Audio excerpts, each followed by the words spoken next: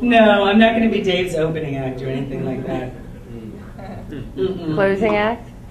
No, it's not like that. My love for Dave exists on a higher plane. Will you read that section? That little about your dryer in the car with Dave? Yeah! Come on! Oh. So this is basically what happened. It's so involved. I had a really dark period. During that period, I discovered the music of Dave Matthews. It's totally life-affirming. I loved his music. It really helped me out through a difficult time. And you know, music is like that. You know, you have a song can just become so completely entwined with the time in your life. So Dave represented, you know, this huge spiritual, I don't know what. He saved my life in a way.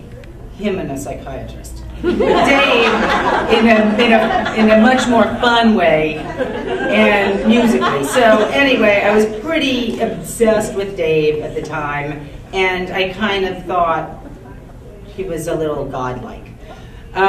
So my darling friend invites me over to dinner, and it's a dinner party for 5 people, and I'm the only girl, and Dave's one of the other people.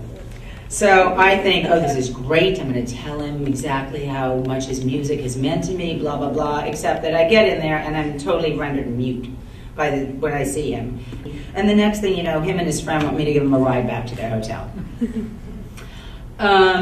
So we get into the car, and this is where we are now. Being in a house with Dave wigged me out.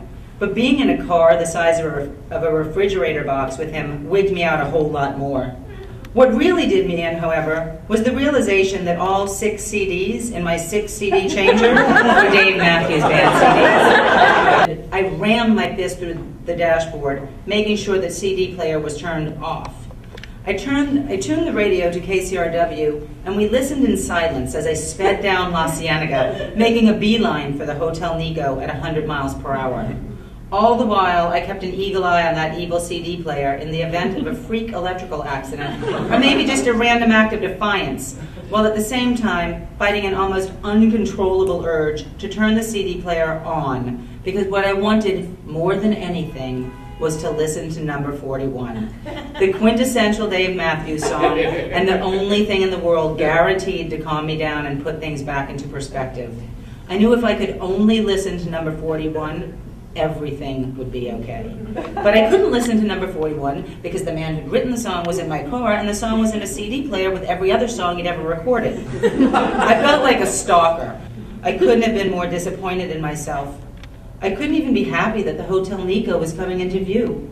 I couldn't believe I was going to let Dave Matthews out of my car without even telling him thank you. But that's exactly what I did. I pulled into the hotel, slammed on the brakes, kicked Dave and friend to the curb, peeled out, rounded the corner, threw my car into park, and cranked the volume. Number 41 came on. Dave's voice filled my car. For the first time in over 6 hours, my heart rate dropped below 170. And there I sat, feeling like a complete loser, and wondering if maybe now wouldn't be a good time to start addressing my vulnerability issues. Anyway. What can you do? Life goes on. You make an ass of yourself, you try not to do it next time. Doesn't always work that way for me, but I'm still trying.